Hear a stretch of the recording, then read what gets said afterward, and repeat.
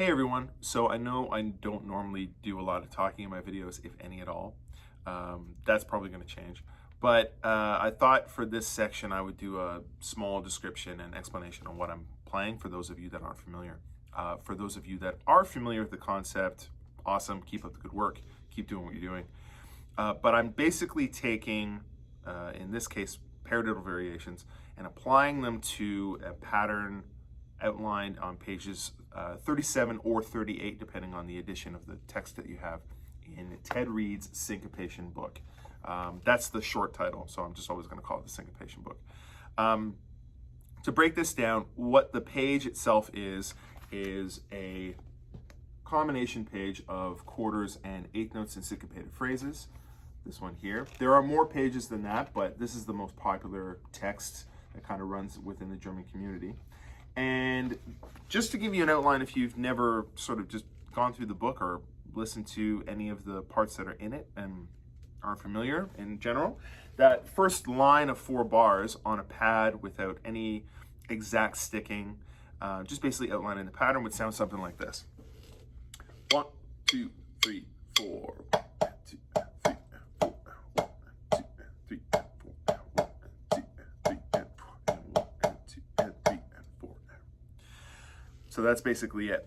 But what I'm doing in the video is outlining and basically breaking down each eighth or quarter note value, or whatever the note value is, into its subsequent 16th note variations. So an eighth note will have 2 16ths, quarter note will have 4 16ths, dotted quarters will have 6 16ths, and so on.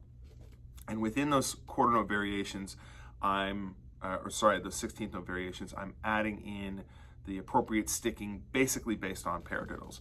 So, for example, a full quarter note value of 4 16ths is just essentially a single paradiddle. Right, left, right, right, left, right, left, left. So if I did an entire bar of quarter notes, that would just sound like this with the paradiddle variations put on top of it, single paradiddle. And you can tell where that quarter note value hits because of the accent. So if I had an eighth note and if I had an eighth note and a quarter note, so 2 16ths plus the 4 16ths, that basically turns into a double paradiddle with 2 accents. So 1 E and a 2 E, 1 E and a 2 E and a 3 E and a. And see how it rotates into the other hand. It switches into the left hand. A dotted quarter value with 6 16th notes in it is going to basically create a paradiddle diddle. So right, left, left, left, or left, right, right, right.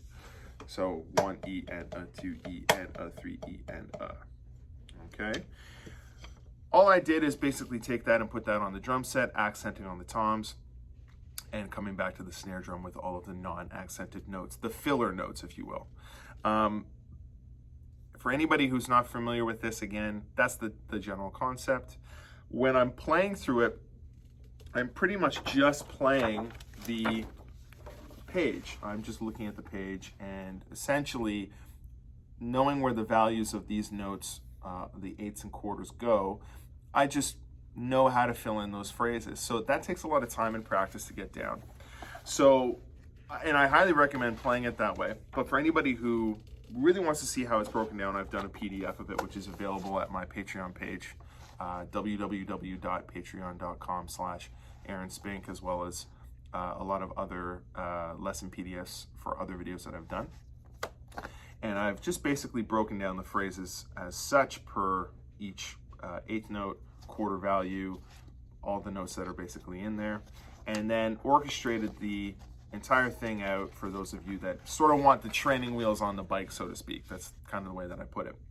And this is a really good way for you to kind of see how that works. Now, here's the fun part about it. If you notice in the video, if you're familiar with the phrases and the page, I actually play it twice. And the reason for this is because the first time through, with the calculated way that your accents move, starting in your right hand at the very beginning, when you come back around the second time, you'll actually start with the left hand.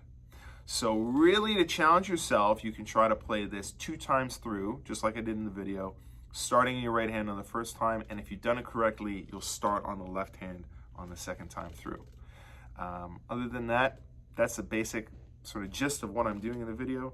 So I hope you liked it. I hope you find this to be something creative and fun to try to work on, especially during these tough times that we're in.